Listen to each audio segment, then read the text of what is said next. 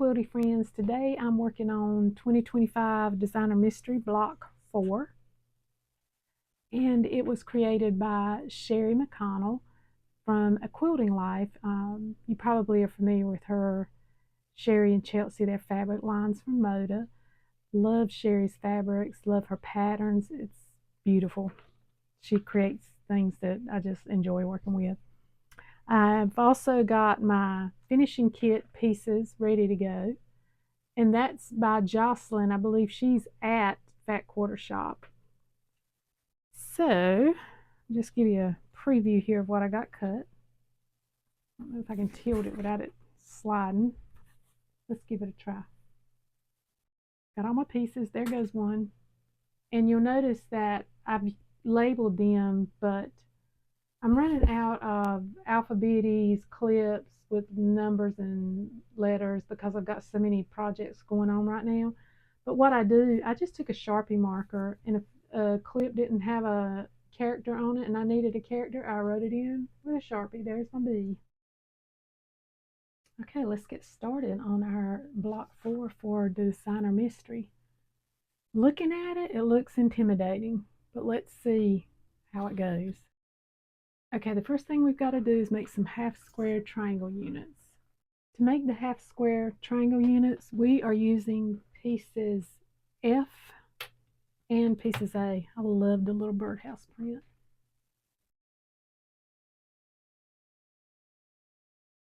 We have to make 4, so that means we should have 2 pieces of each, because once they're cut, you'll have your 4 pieces. On one of these, I'm going to draw my diagonal line. Lots of different ways to do half square triangles, and today I'm in the mood to do them this way. I'm going to break out my little 1/2-inch ruler. It has openings where I can center from one corner diagonally to the next, and then on each side would be 1/4 inch away from the center. So I'm finding my point here and my point here. It's in line with the center.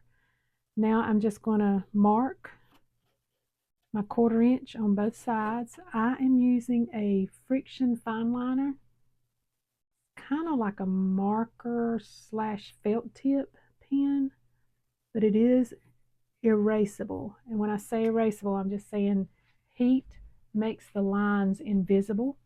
They may or may not come back, and if they do come back, apply more heat and they'll go away. I've never had a problem with them.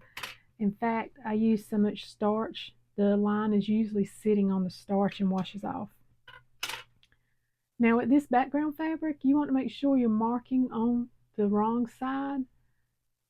And you can tell that the right side is a little bolder and brighter in those etchings.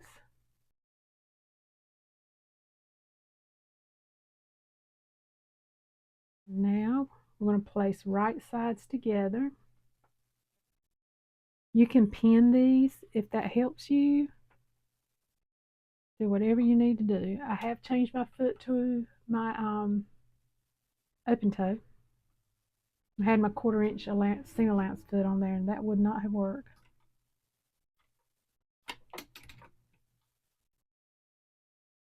And I like to sew a scant 1/4. Now I'm going to press these threads so they'll lock in, and I'm going to trim down the middle. Trim these triangles right down the middle. So now I have 2 half square triangles. I'm going to take care of that chain stitching right there. I did press these to lock in those stitches. I love to press my stitches. When I say lock in, it just makes them kind of sink into the fabric. And it keeps them from getting wavy. Okay, now I'm going to go to my pressing board and press these seams. I am going to press to the printed fabric, and I'll be right back. Now I'm going to trim these up to the size specified in my instructions, and that'll get rid of these dog ears and make these the exact shape they need to be. And if you've watched any of my other videos, you know I'm not looking for perfection. I am looking to make what I like. And if it's not perfect, totally okay with that. For one, I don't need perfection.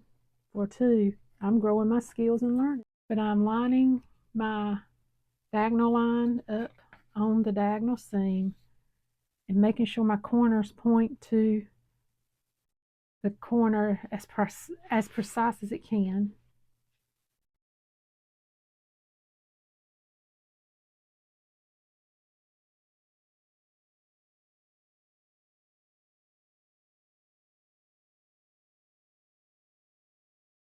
Okay, I have my 4 half square triangles.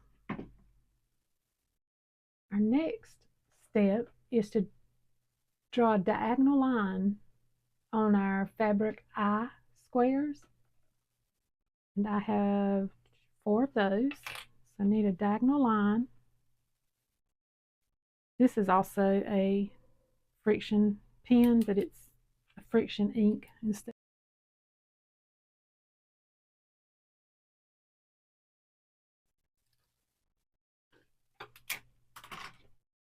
Then I'm going to take the half square triangles I just made, and these are getting joined together. So, with the right sides up of these, right side down for these, and I'm looking at my instructions and the picture. That helps a lot.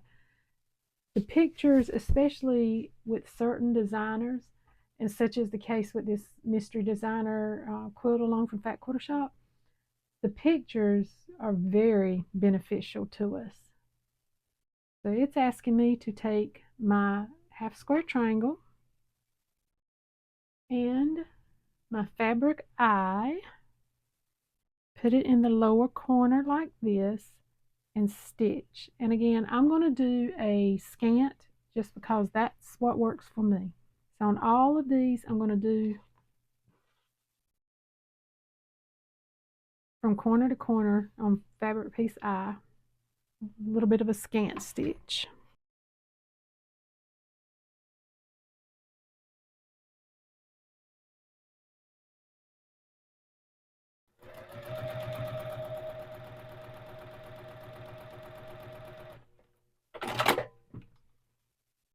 Now, I'm going to trim to the right of my seam. That's going to go in my scrap bin. I'm going to trim off my chain pieces. Then I'm going to press these with the seam going to the dark side.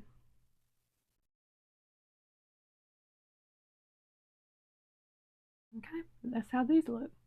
It's like a stripe. Little birdies, they're so adorable. Now, we're continuing to build on these squares. Our next step is going to take fabric E and place it in this corner. Now, if it helps, draw your diagonal line like we've been on the others, like we've been doing on the others. I'm not going to draw a diagonal line because usually with smaller blocks, I'm good freestyling. Let's see if I can do it this time.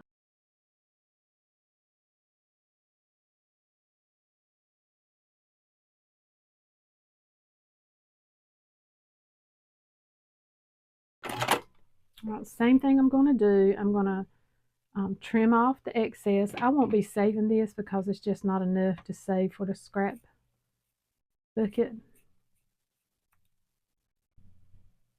But once I trim it, I will press it to the dark side.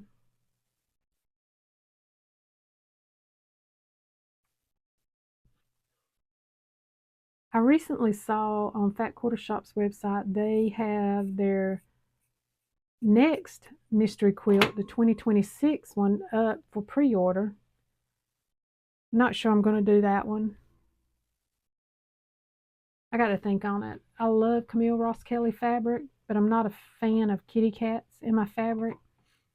and that fabric has kitty cats in it, but I'm not sure the cats are on every print. If it's just on one print, I may join or may substitute it. Just not sure.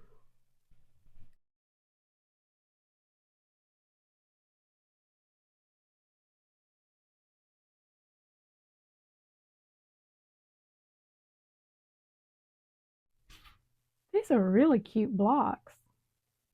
Using this, just this alone, you could make some cute designs. You know, and you could probably use scraps because it's such a smaller square. I mean, you could do some really cute stuff.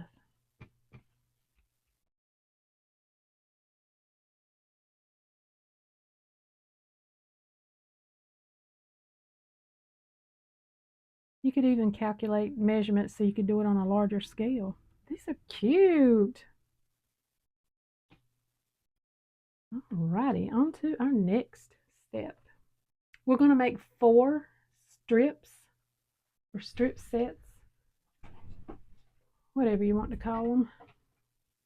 The pieces D and J, and these are going to be basic. In fact, if I was cutting now and had read my instructions ahead of time, I would have made one continuous long strip for what I needed, sewn it together, and then made my cuts. But that's okay.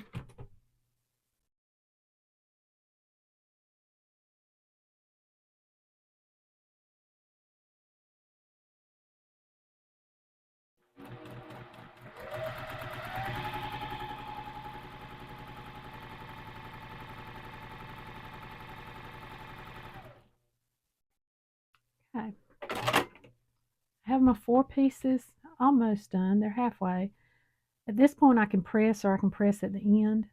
But I've got these to go back and sew on the right side. I think I'll just go ahead and sew them and do all my pressing at one time.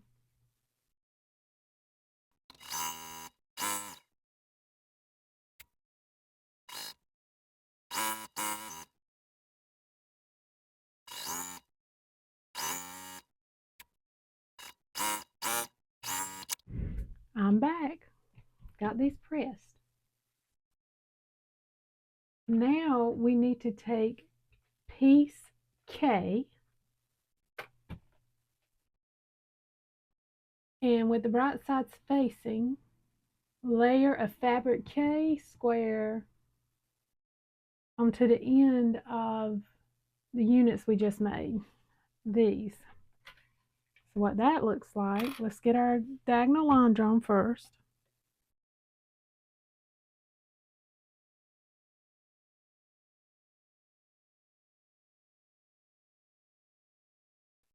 And according to my instructions, I am going to take the strip piece we made, and then I'm going to take these squares and stitch here,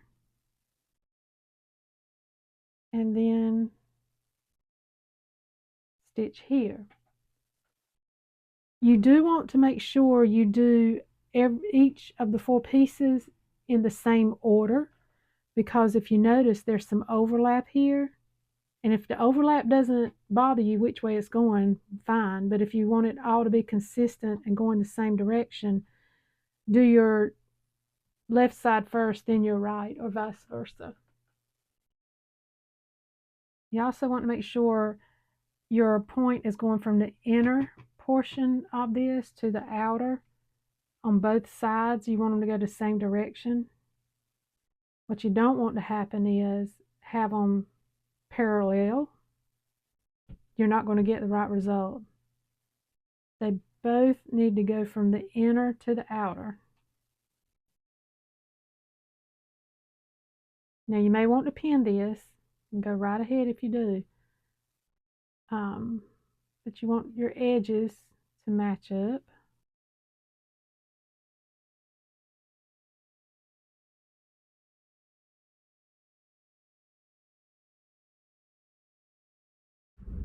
Now if you see some dark spots on my fabric, there's nothing wrong with it. It's just where I starch so heavily, and sometimes when I iron, And sometimes when I iron, it might leave a darker spot on it, but it comes out as soon as I wash it. So I just noticed one right there. Okay, so I've got them pressed and cut. Looks cute. Now we're going to do the same thing to the right side.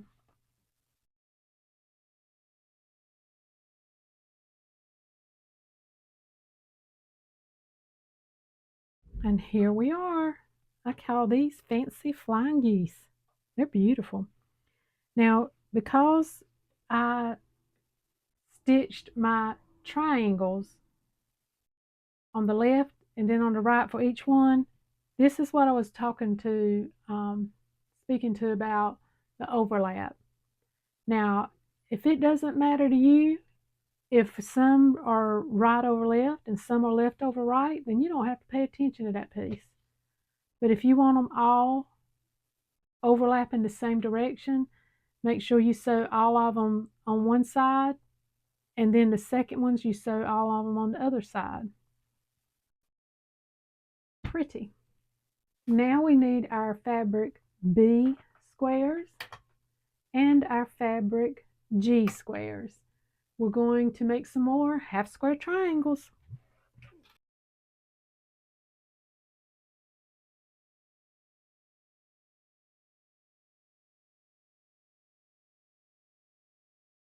I'm going to press these and cut them down the middle and then press them to the printed side. In fact, I'll go ahead and cut them down the middle now. Then I'll take it to the iron, set my seam by pressing it.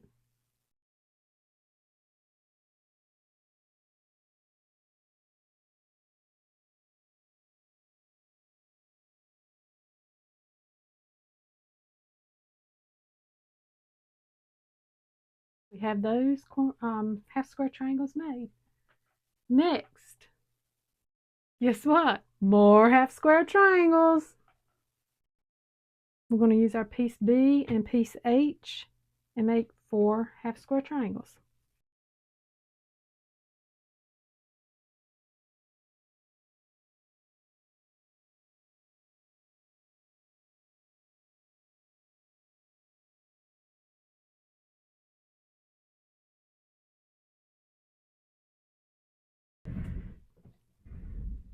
All right, we have more half square triangles completed. Now we're going to build the center of this block, and it's a star. Build our star. Pay close attention to your picture in the pattern so you know which way you need to angle these.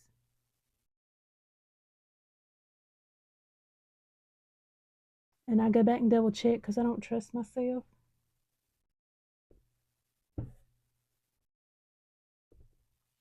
So what I would do is I'm looking at my pattern.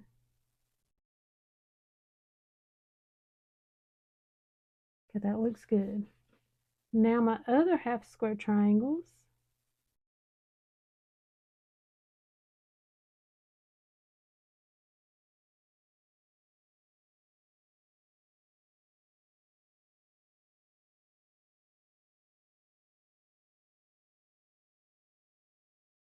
Again, I'm going to check my pattern.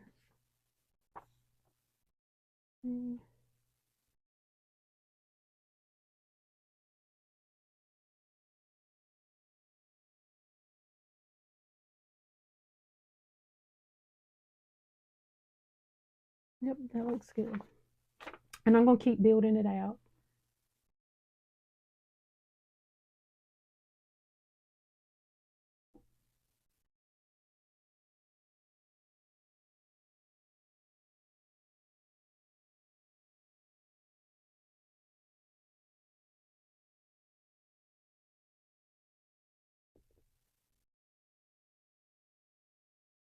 This is beautiful. So far, block 3's been my favorite, but this is competing for my favorite. I think block 3 and 4 are a tie for my favorite.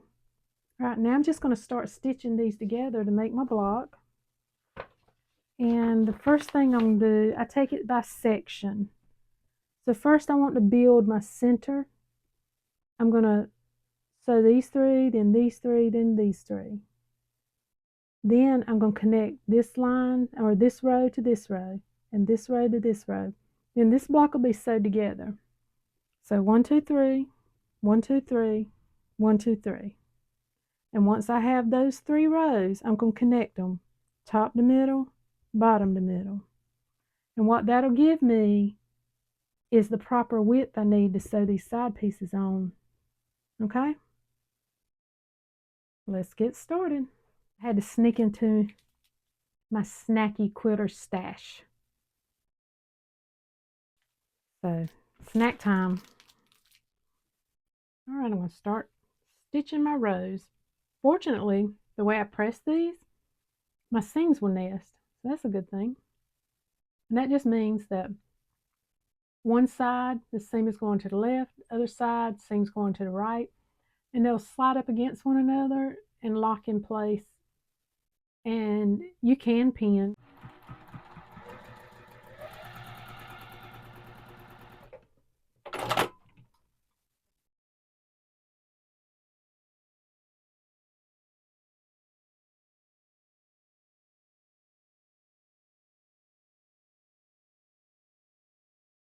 Now some won't lock in place because of the way the seams are laying. This one's got a seam going top right to bottom left, but this one's going in the opposite direction. So these are not nesting.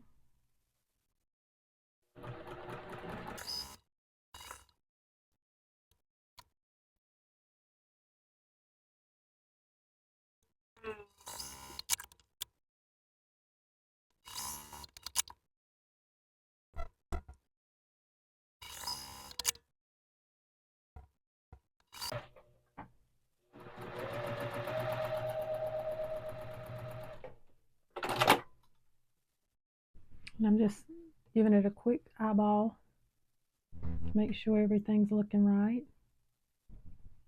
And it does. So I'm going to press these and come back, and then we'll sew rows, or we'll sew the upper to the middle and the lower to the middle.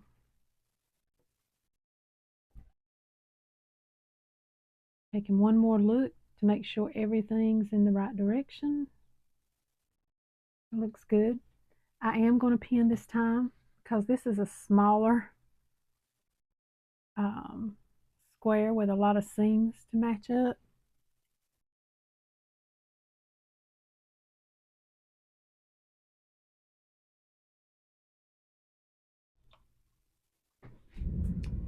I did press this open because there's some bulky seams here where 4 different corners meet, some with half square triangle seams. So I press that open.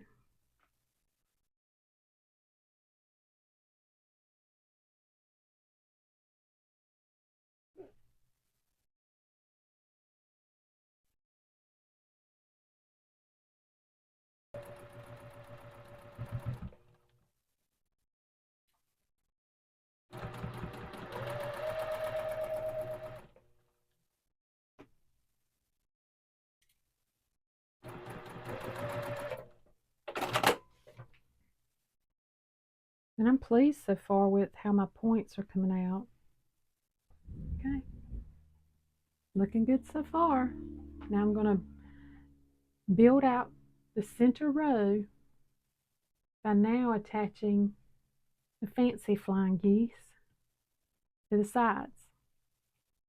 No seams to match up here.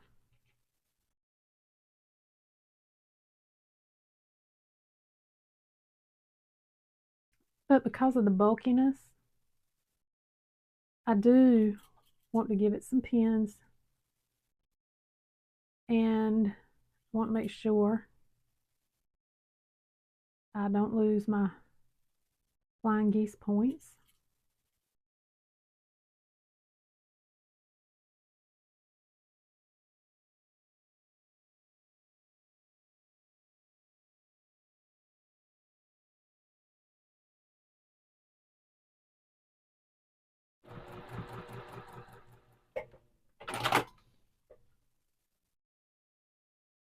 I'm pleased with it.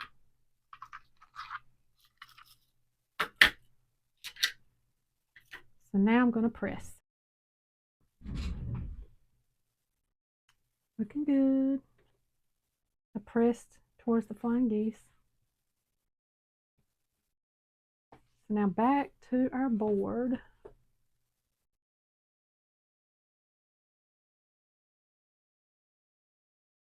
Our top and bottom rows are going to be stitched the same. We will stitch these pieces together, then these pieces,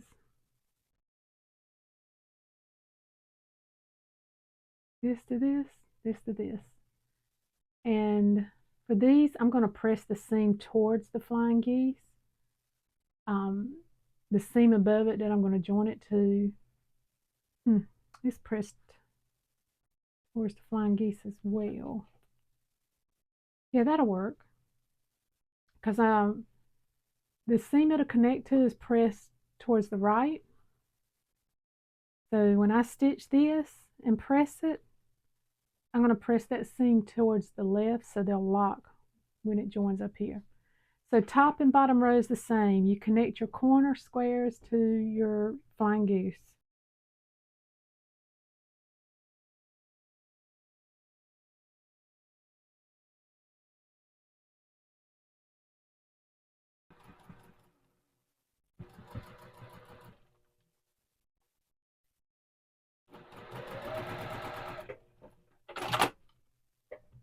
Okay, be right back. There's my bottom portion. I'm happy with that.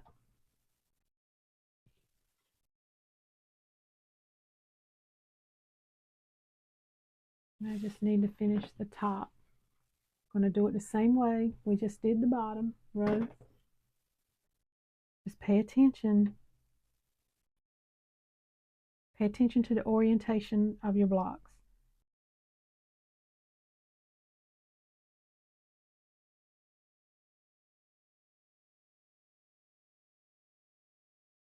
So, if you did not buy the finishing kit, this is the last step you'll be doing, is connecting your rows to make your block complete.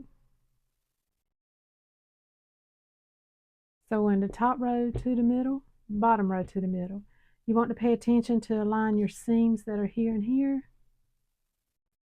And looks like that those are the only seams to match up. Because I press to the left and right, I'll be able to nest my seams at each of these points. So let's get this going.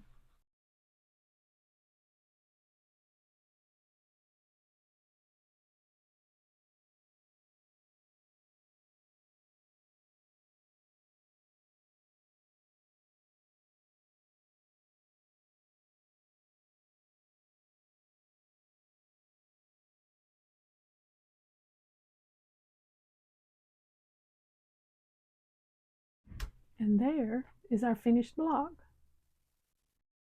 And now I'm going to add the finishing kit pieces. So on the leaves, you have to snowball an upper right and a lower left corner.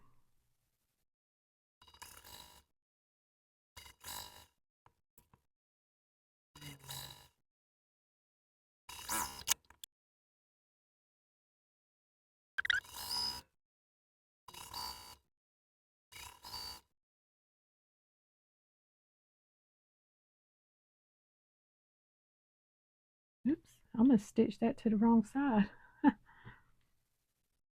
And to it on the same side.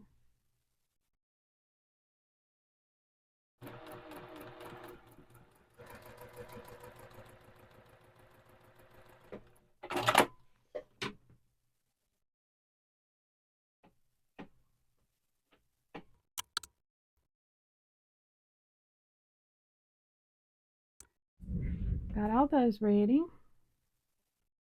I'm going to put them to the side while I work on the flower petals, which is these. I need to snowball on the same side for these instead of opposite.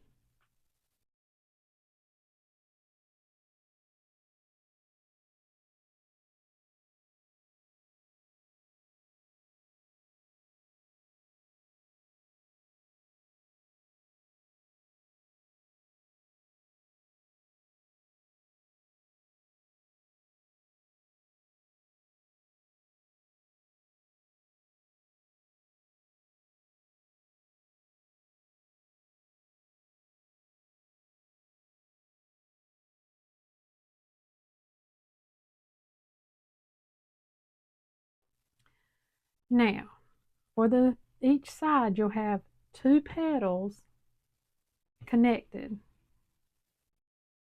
And then in the corners, there will be the leaves. So I'm going to connect a pair of each. And if you'll notice, I pressed these all the same way. So I think I'm going to finger press these and pin them so I can get them stitched and nested without having to go back to my ironing.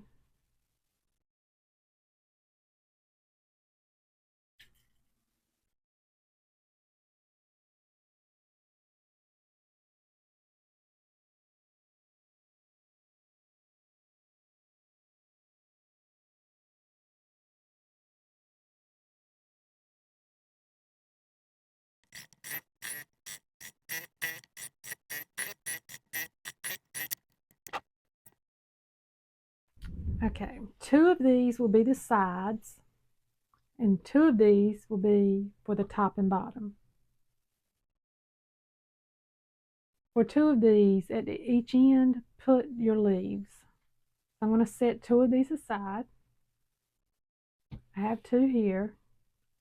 To each of these 2, I'm going to stitch a corner square, which is the leaf. I've got it turned backwards. Think. Let me think. Okay, this is the outer edge of the petal, and the leaf needs to go like this. Let me show you the picture. We're on block 4. See how the peaks go to the outer edge? And that big V of white, outer edge. The green corners, which are the leaves. See how they go, the snowball corners are connected to the outer edges of each of the petals.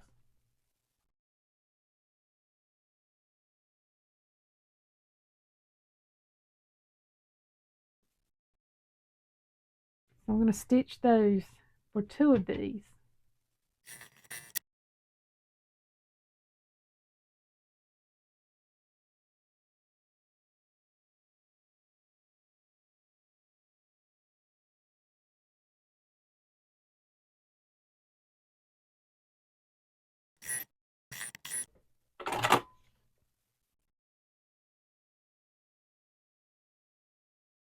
This piece just needs to be trimmed. It was too long.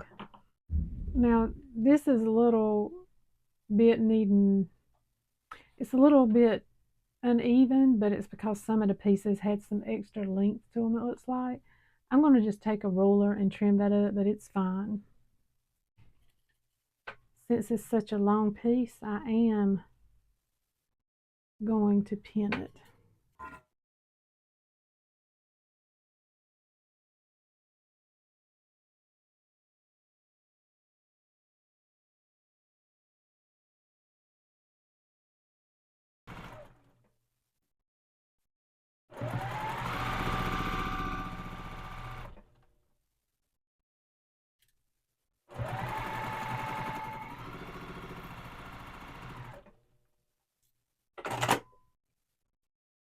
Now I'm going to press these and we'll do the top and bottom and be done.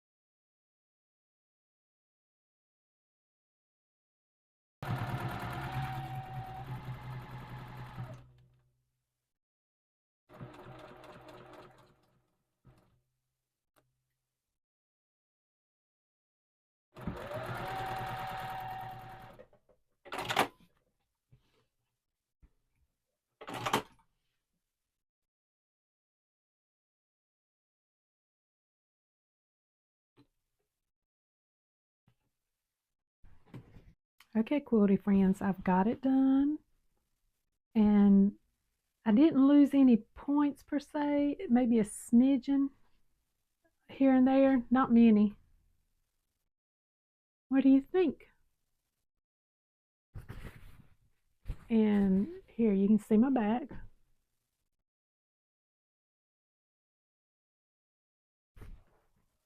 And the front.